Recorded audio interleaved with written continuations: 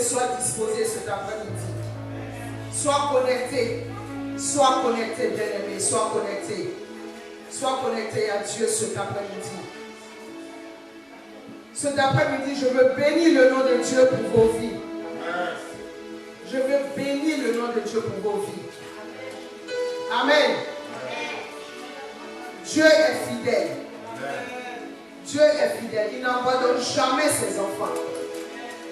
Il est celui-là même qui fait au-delà de nos pensées, au-delà de nos espérances. C'est lui qui permet toutes choses, c'est lui qui fait tout. Bon à son temps. Il est le seul maître de nos vies. Bien-aimé, cet après-midi, je vais t'inviter à épouser une vision. Je veux t'amener à épouser une vision.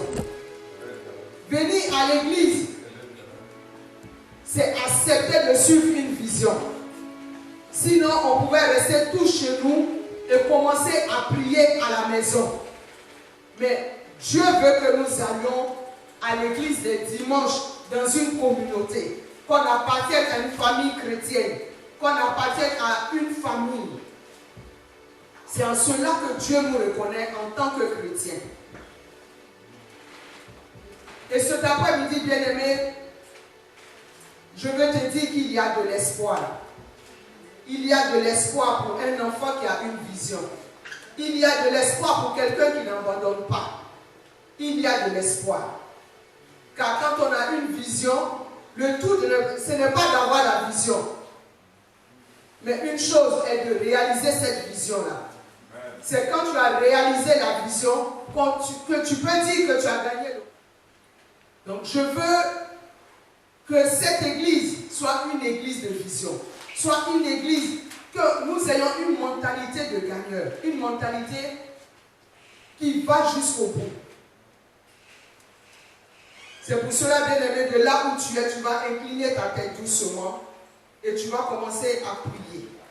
Tu vas demander à Dieu de venir nous parler cet après-midi. Que ce ne soit pas dans la chair que nous parlons, mais que Dieu lui-même vienne nous parler. Éternel Dieu de gloire, Père, je veux bénir ton nom, Seigneur, pour cet instant, Papa, et te rendre toute la gloire car tu es Dieu. Père, qui suis-je, Papa, pour parler de toi? Je ne suis rien, je ne suis même pas digne de m'approcher de toi. Mais il t'a plu en ce jour de me faire cette grâce-là, Père, de pouvoir me tenir, Seigneur, devant ton peuple, Père, et de parler en ton nom. Saint-Esprit, c'est toi qui crées toute occasion. Je te prie, Saint-Esprit, de venir parler à ton peuple, car tu connais mieux ton peuple que moi. Viens et parle-nous cet après-midi. Viens afin que les écailles tombent de nos yeux. Viens nous parler afin que la cire coule de nos oreilles. Viens et parle-nous. Viens et déchire le voile cet après-midi. Tu es Dieu. Sans toi, rien n'est possible, Saint-Esprit. Je m'incline devant ta majesté et je te laisse toute la place et toute la latitude. Viens et parle toi-même dans le nom de Jésus-Christ. Merci, Père, parce que tu le fais. Merci, cher Saint-Esprit. Merci de prendre toute la place maintenant même. Dans le nom puissant de Jésus que nous avons prié et chacun dit Amen. Amen. Amen, amen, amen. Amen. Bien-aimé, je vais parler de la vision. Je veux commencer par parler aux femmes de cette église. Amen. Si tu es un homme, dis-toi aussi que tu es un homme de vision. Si tu es une femme, dis-toi que tu es une femme de vision. Parce que dans la Bible, il y a plusieurs femmes qui parlaient de la vision. Il y a eu plusieurs femmes, moi, qui m'ont inspiré dans la Bible en tant que des femmes visionnaires. Des femmes qui n'ont pas vu le Jésus que tout le monde suivait. Mais des femmes qui ont vu au-delà de ce que même ceux qui marchaient avec Jésus n'avaient pas encore vu. C'est pour cela, bien aimé, je t'amène dans le livre de Jean 4, à partir du verset 7. Nous allons survoler ce verset-là. Amen. Ce verset sera prêché une autre fois dans son entièreté. Mais pour l'instant, mon texte de base sera dans le livre de Luc. Amen. En parlant de Marie. Mais nous allons parler déjà de la femme samaritaine. Amen. Qui a retrouvé la page? Qui veut bien nous lire? Amen. À partir du verset 7. Jean 4, verset 7. Il est long. Amen. Mais nous allons aller doucement et sûrement. Amen. Qui commence la lecture? Amen. Sois béni, maman. Jean 4, verset 7. Amen. Je lis la parole de Dieu. Une femme samaritaine vint puiser de l'eau. Jésus lui dit, donne-moi à boire. Car ses disciples étaient allés à la ville pour acheter les vivres. La femme samaritaine lui dit, comment toi qui es juif, te demandes-tu à boire? À moi qui suis une femme samaritaine. Les juifs, en effet, n'ont pas de la relation avec les samaritains. Jésus lui répondit, si tu connaissais le don de Dieu et qui est celui qui te parle, donne-moi à boire. Tu lui aurais toi-même demandé à boire et il t'aurait donné de l'eau vive. Seigneur, lui dit la femme, tu n'as rien pour puiser et le puits est profond. D'où aurais-tu donc cette eau vive? Es-tu plus grand que notre père Jacob, qui nous a donné ce puits et qui en a bu lui-même, ainsi que ses fils et ses troupeaux? Jésus lui répondit, quiconque boit de cette eau aura encore soif. Mais celui qui boira de l'eau que je lui donnerai n'aura jamais soif. Et l'eau que je lui donnerai deviendra en lui une source d'eau qui jaillira jusque dans la vie éternelle. La femme lui dit, Seigneur, donne-moi cette eau, afin que je n'ai plus soif et que je ne vienne plus puiser ici. Va, lui dit Jésus, appelle ton mari et viens ici. La femme répondit, je n'ai point de mari. Jésus lui dit, tu as eu raison de dire, je n'ai point de mari. Car tu as eu 5 maris, et celui que tu as maintenant n'est pas ton mari. En cela, tu as dit vrai.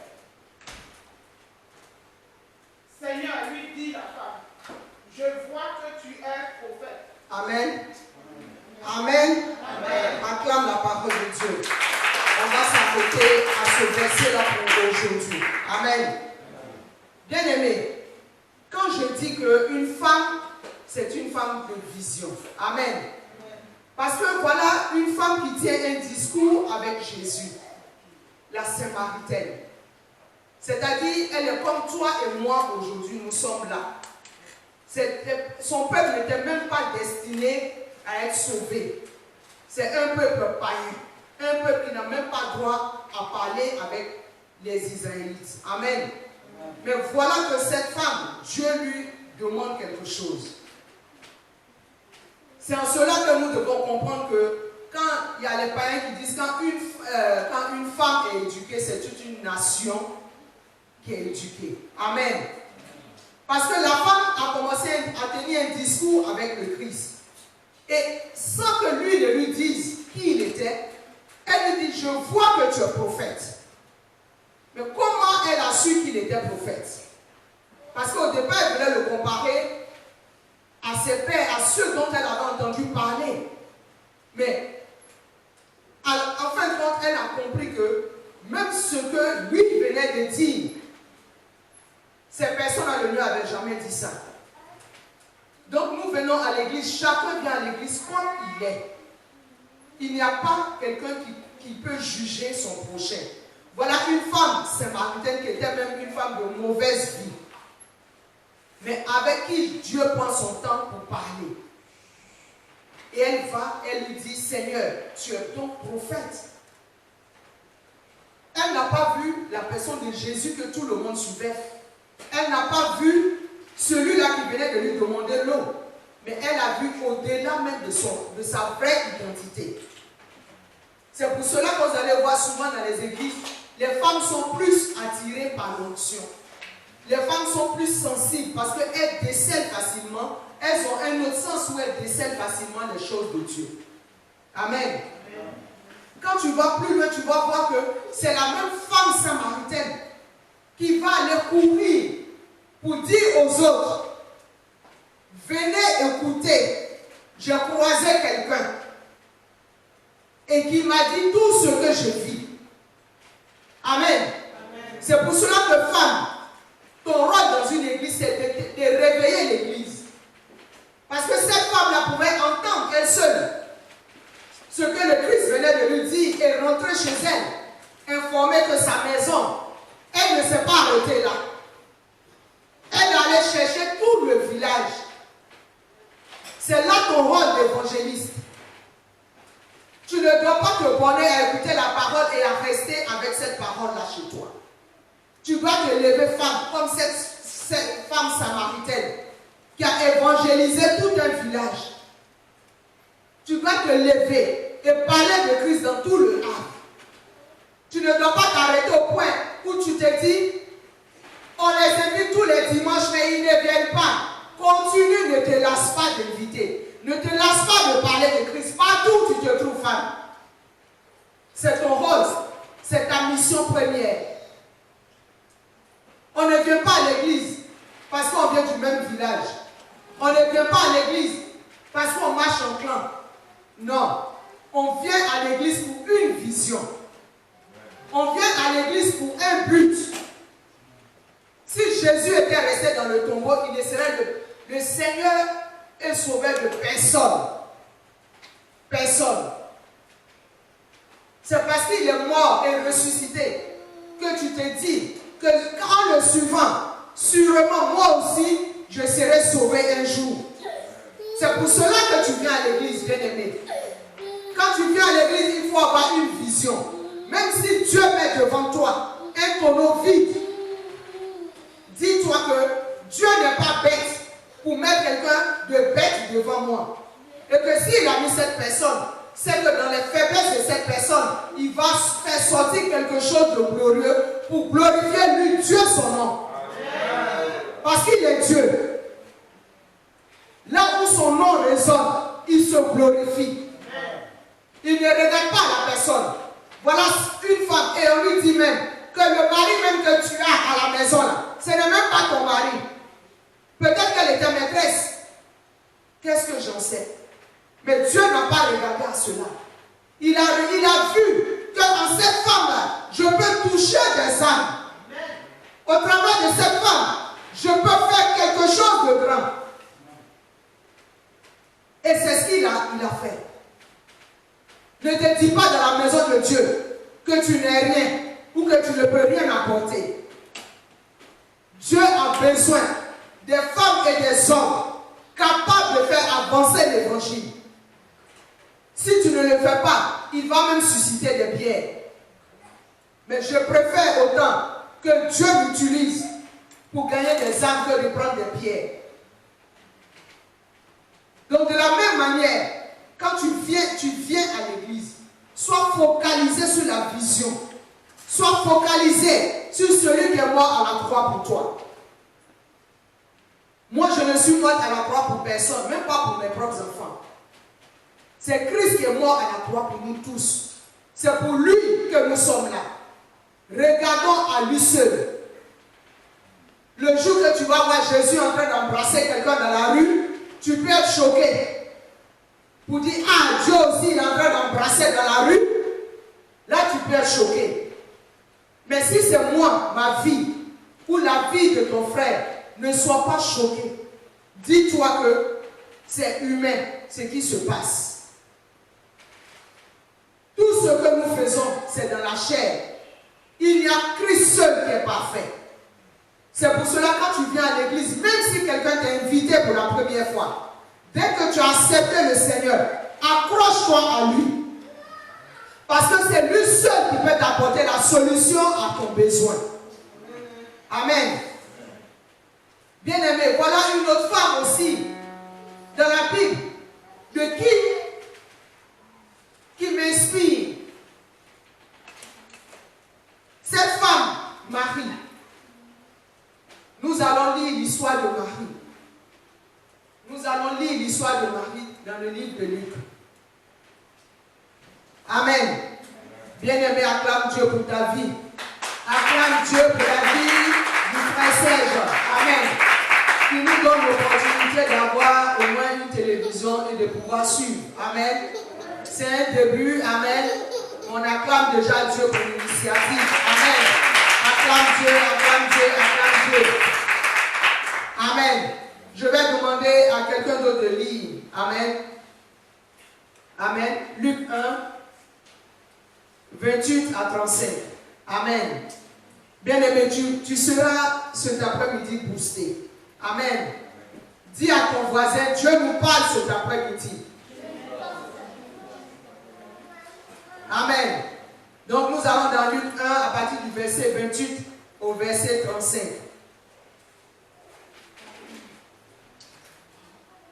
Qui a trouvé le passage? Maman Larissa, c'est bon? Amen. L'ange s'entache et dit, je te salue toi, à qui une grâce a été faite. Le Seigneur est avec toi. Tremblée par cette parole, Marie se demandait ce que pouvait signifier une telle salutation. L'ange lui dit, ne crains point Marie, car tu as trouvé grâce devant Dieu. Et voici, tu deviendras enceinte et tu enfanteras un fils. Et tu lui donneras le nom de Jésus. Il sera grand et sera appelé Fils du Très-Haut. Et le Seigneur, Dieu lui donnera le trône de David, son père. Il régnera sur la maison de Jacob éternellement, et son règne n'aura point de fin. Marie dit à l'ange, comment cela se fera-t-il? Parce que je ne connais point toi. L'ange lui répondit, le Saint-Esprit viendra sur toi, et la puissance du Très-Haut te couvrira de son nom. C'est pourquoi le Saint-Enfant qui naîtra de toi sera appelé Fils de Dieu. Amen. Amen. On acclame Dieu encore pour sa parole. Amen. Bien-aimé, voilà une femme du nom de Marie. Tout le monde connaît l'histoire, en tant que chrétien, connaît l'histoire de Marie. Voilà une femme à qui Dieu fait venir un ange pour lui dire que tu seras enceinte. Alors que cette femme-là, elle est promise à quelqu'un. Elle est fiancée, elle est en train de cheminer avec quelqu'un. Cette femme ne connaît point d'homme. Mais Dieu envoie un envoyé lui donner une telle nouvelle. Bien-aimé, si c'était nous, on allait dire quoi? Mais Dieu lui-même, il ne sait pas que je suis avec quelqu'un. Donc Dieu lui-même, il commet maintenant l'adultère. Mais comment Dieu peut envoyer quelqu'un alors qu'il sait que j'ai mes problèmes? Dans la chair, nous allons réfléchir autrement. Nous allons tout dire. Mais qu'est-ce que les gens vont penser de moi demain? Mais et Joseph, est-ce que Seigneur, tu as parlé avec Joseph? Parce que souvent on fait ça. Quand on dit Dieu t'appelle, tu es là, tu dis, ah, moi-même Dieu m'a rien dit. Les pasteurs, les aiment trop, Dieu t'appelle. Les pasteurs, là, c'est eux toujours qui ont des choses à dire. Mais moi-même, là, est-ce que Dieu est fâché avec moi? Dieu n'a qu'à me dire aussi, est-ce que c'est pas comme ça que nous réagissons? Parce que moi-même, j'ai réagi comme ça. Parce que quand j'ai commencé dans le Seigneur, partout où j'allais, je tombe. Partout où j'allais, je tombe. Au Ghana, partout où je tombe. Dieu t'appelle, je dis c'est ça. Et j'étais toujours en train de leur dire c'est ça. On ne peut pas venir à l'église simplement. Est-ce que tout le monde a appelé à attraper le micro? Tous les jours, Dieu t'appelle. Tous les jours, Dieu t'appelle. C'est vous seulement à votre porte que Dieu va frapper. Je viens à l'église, je veux me servir Dieu avec mes biens. Je veux faire de la libéralité. Ça, c'est ce que moi, j'avais choisi en tant que moi. J'étais dans tous les départements. Quand on dit social, je suis là-bas. Département des femmes, je suis là-bas. Parce que l'autre côté là me dérangeait. Parce que je me disais, comment moi-même je vais m'arrêter devant les gens et je vais dire quoi? Mais voilà que Marie se retrouve dans la même situation. Elle demande tout simplement, comment cela se fera-t-il? Dès que l'ange a fini de parler, d'expliquer que le Saint-Esprit viendra sur toi, elle a dit qu'il en soit fait selon ta volonté. Amen. Amen. Quelle femme de foi. Amen. Quelle femme de foi. Amen. Amen. Je ne suis pas en train de dire à quelqu'un, quand tu te réveilles tout le matin, il faut commencer à réciter « Je vous salue Marie ». Je n'ai pas dit ça. Je suis en train de t'expliquer le rôle important que cette femme-là a joué dans la vie du Seigneur afin que nous tous nous soyons réunis en ce lieu. Amen. Elle a sa couronne au ciel, elle a sa place. Ma Bible ne me dit pas de passer par elle pour arriver à Christ.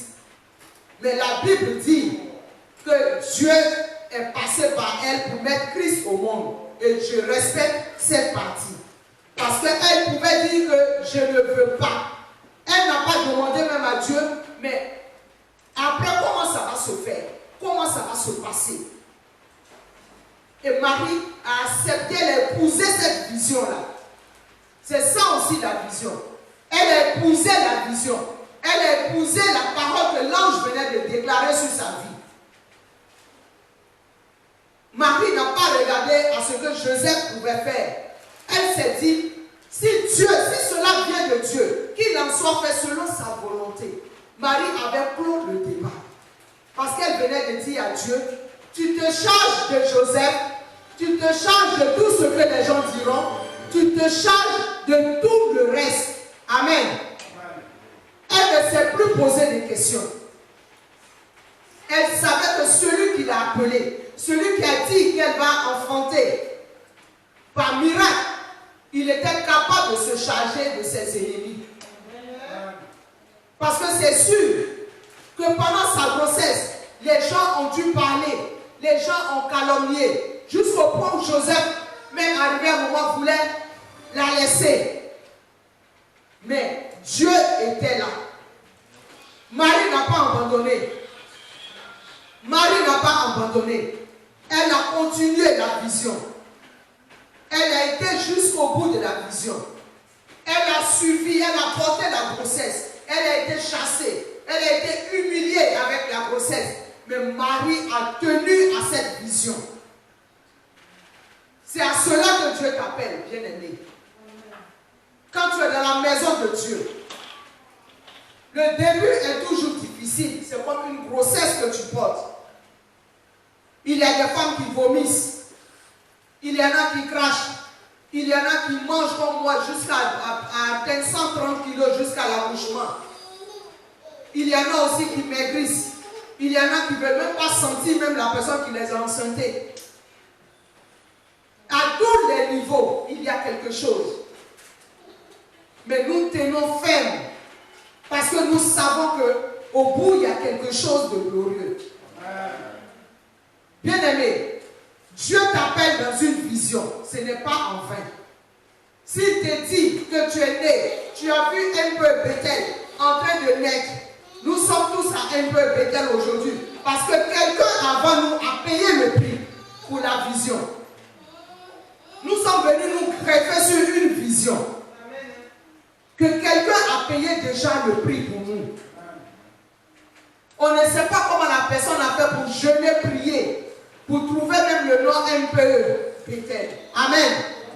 Mais nous sommes venus nous greffer dessus par la grâce de Dieu. Pour dire que quand il y a une vision, quand tu as une vision, ne regarde pas, ne sois pas limité. Ne sois pas distrait. Il peut y avoir tout et n'importe quoi. Mais toi, reste focalisé sur la vision que Dieu t'a donnée. Quand tu es arrivé en ce lieu, qu'est-ce que Dieu t'a dit? Quand tu es arrivé ici, qu'est-ce que Dieu a fait pour toi? C'est à cela que tu dois regarder. Ne regarde pas au dire des uns et des autres. Nous sommes tous des mortels. Ne regarde pas les critiques, les calomnies, ou cette personne, sa tête ne me revient pas, ou sa tête ne me plaît pas, ou cette personne ne vit pas ce qu'elle fait. Dieu pour qui nous sommes là, il est le seul juge. C'est lui qui sait qui est bon, qui est mauvais. C'est lui qui connaît le nombre de nos cheveux. Donc il nous connaît mieux que quiconque. Tous ceux qui sont saints sont déjà au ciel. Amen. On a dit que quand il va y avoir que des saints, il va venir enlever l'église. Donc il n'y a personne qui soit saint sur cette terre. Mais nous échouons souvent parce que nous lâchons vite la vision. Quand nous commençons à avoir des problèmes, est-ce que c'est parce que la femme commence à vomir ou commence à ne plus sentir son mari qu'elle va faire un avortement? Non. C'est pas parce que c'est dur ou parce que le commencement, je ne vois pas venir à l'horizon ce que j'espérais, que je lâche la vision. Je suis désolé, bien-aimé. Le tout, c'est d'aller jusqu'au bout. Marie, tu vas parcourir la Bible. Marie a continué. Même quand Hérode le poursuivait, Marie n'a pas abandonné l'enfant là-bas à la bergerie et elle n'a pas fui. Marie a fui aussi avec son enfant. Marie a gardé l'enfant. Elle n'a pas jeté l'enfant dans une poubelle. Elle n'a pas jeté la vision. Elle a protégé la vision. Quand tu es une femme ou un homme de vision, tu dois protéger ta vision. Tu dois protéger la vision que Dieu t'a donnée et aller jusqu'au bout de cette vision. Même quand Jésus faisait des miracles, Marie était toujours là. Parce qu'elle suivait la vision. Parce que Dieu lui a dit qu'il allait mourir et ressusciter. Qu'il allait être le sauveur de l'humanité. Donc Marie ne pouvait pas s'arrêter en chemin. Malgré les vents et tempêtes, Marie a tenu jusqu'au bout. À l'accouchement, elle pouvait dire, je n'en peux plus. Déjà, une grossesse qui a commencé compliquée. On m'a fatiguée. On me poursuivait de partout. Et encore, je n'ai même pas un hôpital où aller accoucher. Marie pouvait faire tout ce qu'elle voulait, mais elle était accrochée à la vision. Elle s'est dit que sûrement, en mettant le Messie au monde, une couronne m'attendait dans le ciel. Marie a regardé la couronne qui l'attendait au ciel. Elle n'a pas regardé au dire des gens. Même quand on a frappé, jusqu'à ce qu'elle allait enterrer le fils, Marie n'a pas abandonné. Même quand il est mort, Marie a continué avec les disciples. Elle a continué parce qu'elle savait que la vision n'était pas encore accomplie. Amen. La vision n'était pas encore accomplie. Elle a tenu malgré les difficultés, bien-aimées. Ne lâche pas la vision. C'est vrai, un peu peut-être le A vient de commencer. Nous allons à petits pas. Mais nous savons que nous allons y arriver. Nous savons que nous allons aller jusqu'au bout. S'il y a des femmes et des hommes de vision dans cette église, s'il y a des hommes et des femmes qui ne voient pas la petitesse, mais qui voient à ce que Dieu peut faire à travers eux-mêmes leur vie, s'il y a des personnes et des femmes décidées à aller jusqu'au bout de la vision, parce que du jour au lendemain, quelqu'un ne peut pas avoir eu une vision. Il y a plusieurs villes. Pourquoi avoir choisi le Havre? Est-ce par complaisance? Seul Dieu nous dira si nous continuons dans la vision. Amen. Amen. Si c'est par complaisance ou par amitié ou par gratitude, ne quitte pas la vision, bien-aimé. Il faut rester dans la vision pour voir jusqu'au bout. Parce que si tu pars maintenant, tu n'auras pas la réponse à ta question. Donc reste accroché à la pente de sa robe. reste accroché. Parce que quand il donne la vision, il donne la provision. Quand il donne la vision, il donne la provision. C'est lui le Jéhovah Jireh, le Dieu du pouvoir. Et celui-là, il n'abandonne pas. Un peu peut-être le Havre. Si tu es une femme, si tu es un homme qui veut réellement épouser cette vision, et qu'à partir de ce message, bien aimé, Marie a connu des tribulations. Marie a connu des hauts et des bas. Mais elle n'a pas lâché. Elle n'a pas lâché. Elle a été jusqu'au bout. Mais toi, pour peu, tu es frustré. Pour peu, tu es choqué. Bien aimé, est-ce que choqué peut nous envoyer aussi? Choqué peut te faire quoi? Tu as quel âge aujourd'hui? Qu'est-ce que tu n'as pas vu sur la terre des hommes? Pour être choqué pour si peu. Pour être choqué pour si peu. Pour un oui, pour un non, les gens sont choqués. Vraiment, nous demandons que Dieu nous aide dans cette église, que Dieu nous donne un esprit de visionnaire. Amen. Afin que nous allons jusqu'au bout. Nous voulons gagner le Havre. Mais nous ne pouvons pas gagner le Havre en rang dispersé. Nous ne pouvons pas gagner le Havre si nous restons dans notre quartier. Nous ne pouvons pas gagner le Havre si nous ne venons pas à l'église. Nous ne pouvons pas gagner le Havre si nous ne venons pas aux prières. Nous ne pouvons pas gagner le Havre si nous n'avons pas une vision. Parce que qu'est-ce que tu vas annoncer aux autres si toi-même tu ne crois pas à la vision? Que vas-tu dire aux autres? C'est vrai, nous venons tous ici les dimanches, on se retrouve là. C'est vrai. Beaucoup diront, à cause on dit, chacun préfère rester chez soi. Gloire à Dieu.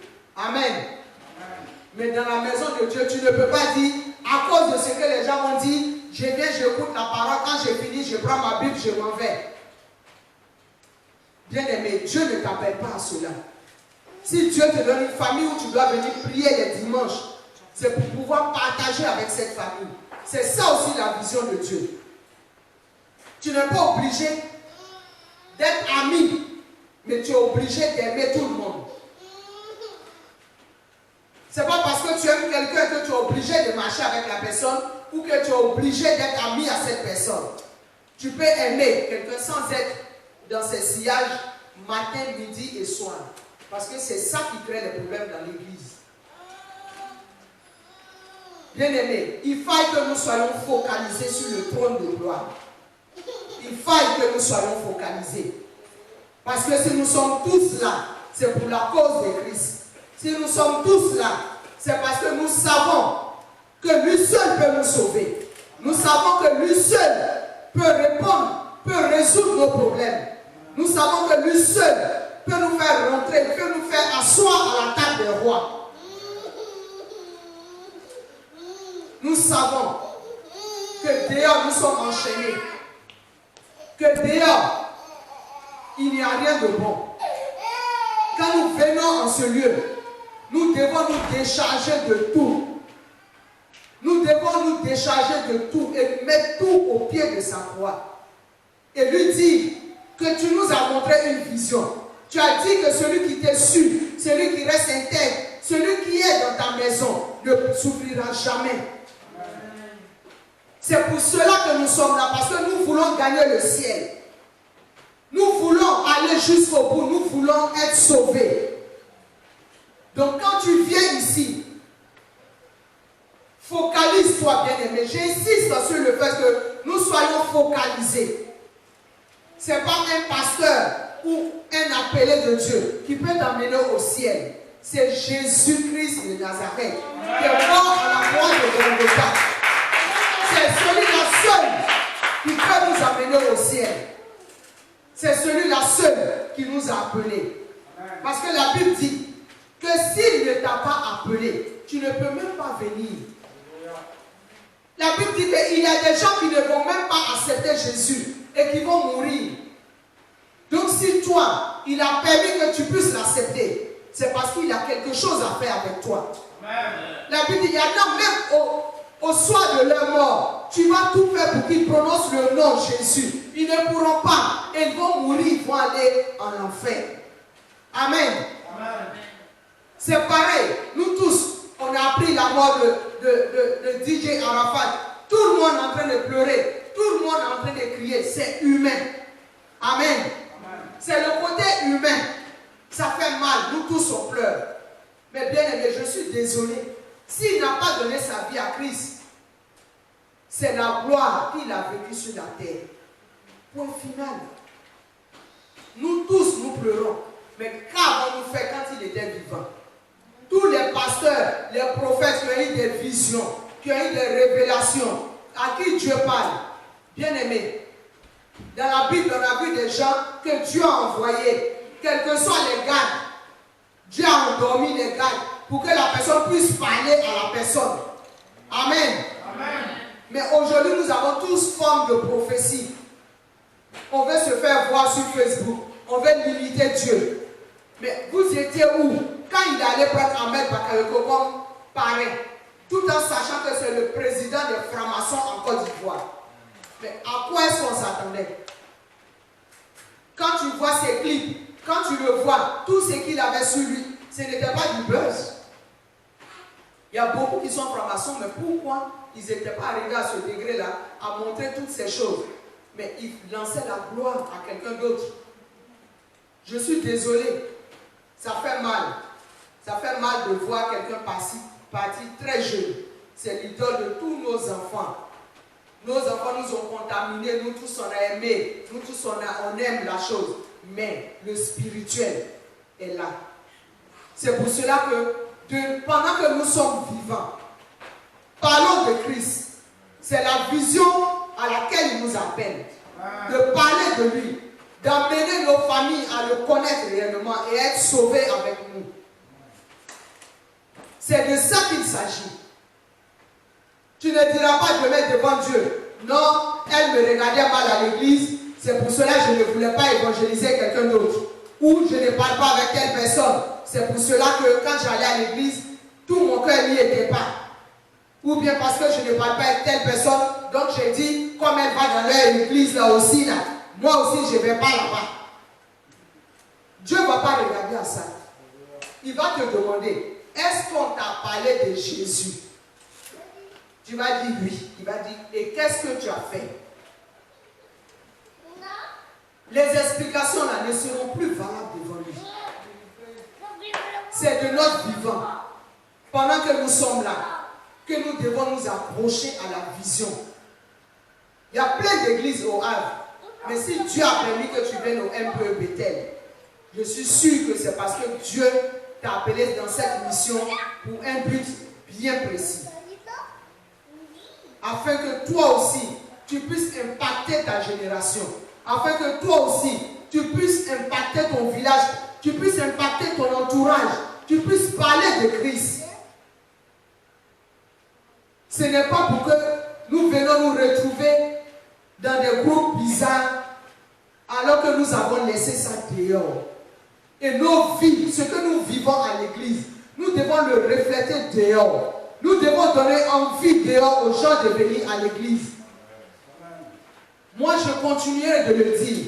Je ne vais me justifier sur aucun plan. Je ne vais répondre à aucune provocation, à aucun dire. Parce que je sais que celui qui m'a appelé, il est assez grand pour me justifier. Je ne rentrerai pas dans des débats ou dans des explications en le point fini. Parce que je ne me suis pas appelé. Je ne me suis pas bipé non plus. Donc, je ne vais pas rentrer dans des choses que je ne maîtrise pas. Je préfère laisser toute la gloire à Dieu. J'ai décidé d'avoir un donnage parce que j'ai une vision. Parce que je veux aller jusqu'au bout de la vision. Parce que, comme je l'ai dit dimanche dernier, je ne veux pas que Dieu me demande des comptes. Je ne veux pas que Dieu me réclame le sang de qui que ce soit. Parce que je n'ai même pas cette force-là. Je ne veux pas. Donc, je ne veux pas rentrer dans des débats qui peuvent choquer quelqu'un ou ne pas choquer quelqu'un. On peut tout dire. Mais c'est Dieu seul qui sait la vérité. Et je m'en remets entre ses mains. Je ne vais donner d'explication en rien. En rien du tout. Nous sommes un bus. Celui qui pense qu'il est arrivé à son arrêt, il appuie le bouton et le conducteur ouvre les portes et il descend. Amen. C'est ça aussi, avoir une vision. Avoir une vision, c'est ça. Quand tu sais d'où tu viens, tu sais où tu vas. Jésus même savait d'où il venait.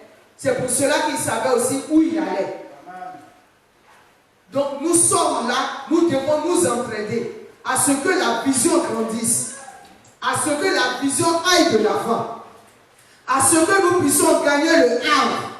C'est notre but premier. Gagner des âmes à Jésus. Gagner des âmes à Jésus. Nous ne devons pas nous entretuer entre nous. Nous ne devons pas nous haïr entre nous. Si c'est ça, autant rester païen. Autant rester dehors. Comme ça, au moins, tu sais que quand tu vas mourir, tu sais où tu vas. Mais ne viens pas faire semblant, grossir le nombre dans l'église.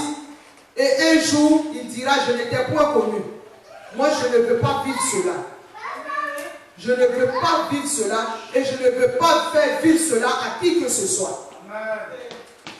Donc, si tu fais partie, tu dois les sanctifier, Père. Afin que, Seigneur, ces offrandes puissent servir à ton œuvre. Bénis les mains qui ont pourvu en ce jour. Bénis celles qui ont une intention mais qui n'ont pas pu. Afin que la prochaine fois, elles puissent apporter dans ta maison dans le nom de Jésus-Christ. Amen. Amen. Éternel Dieu Père, je veux bénir ton nom, Seigneur, pour la vie de ton serviteur. Tu as dit, Seigneur, de venir dans la maison du trésor avec nos dîmes et nos offrandes. Éternel, ton serviteur a honoré ta parole. Il a payé, il a prélevé sa dîme. Père, je prie que tu le bénisses dans le nom de Jésus. Je prie, Père, que tu menaces le dévoreur dans sa vie dans le nom de Jésus. Et que toi-même tu sécurises ses avoirs. Sécurise sa vie. Sécurise, Seigneur, ses avoirs. Garde-le. Protège-le. Dans le nom de Jésus-Christ. Merci, Père, parce que tu te souviens, Seigneur, de ses projets. À cause de ce qu'il a prélevé sa vie, Père. Pouvoir à tous égards. Afin que ces projets-là, Seigneur, voient le jour. Pour la seule gloire de ton nom. Dans le nom de Jésus-Christ. Amen. Amen. Amen. Amen. Amen. Amen. Donc, bien aimés, nous sommes à la fin de notre culte. Amen. Nous rappelons que nous avons culte tous les dimanches. Amen. De 15h à 19h. Amen. Pardon, à 17h. Amen. Amen. Donc, nous commençons à 15h. Quand on dit qu'on commence à 15h, c'est-à-dire nous devons être là à 14h30. Amen. Parce que le groupe musical répète beaucoup. Ils ont envie de faire danser le peuple. Amen. Mais nous n'avons pas assez le temps. Amen. Parce que nous savons qu'aussi demain c'est la rentrée. Les parents doivent aller s'occuper des enfants. Amen. Donc nous demandons que tout le monde soit là à l'heure. Je demande au groupe musical de s'arranger pour être à l'église dès 14h15, 14h20. Amen. Parce que vous devez préparer l'atmosphère avant que le peuple de Dieu n'arrive. Vous devez vous accorder avant que le peuple de Dieu n'arrive. Amen. En tout cas, je veux bénir le nom de Dieu pour vos vies. Et que vraiment Dieu se souvienne de tous les efforts que vous faites. Et que Dieu vous bénisse pour cela. Amen. En tout cas, que Dieu vous bénisse pour tout le travail que vous faites. Vous êtes à vos répétitions, vous donnez, vous avez le cœur pour faire l'œuvre, pour aller jusque dans la vision. Amen. Ce n'est pas un homme qui peut vous payer pour ce que vous faites. Il n'y a que Dieu seul. En tout cas, que Dieu vous bénisse pour cela. Amen. On va se tenir